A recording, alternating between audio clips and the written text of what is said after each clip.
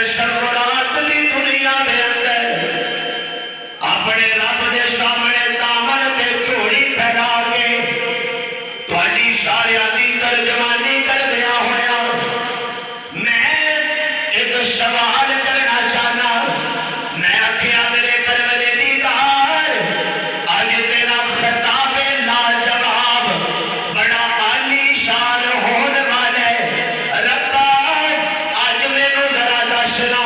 کہ اج تو گل کنا نال کرنی ہے اج تیری تقریر دے مخاطب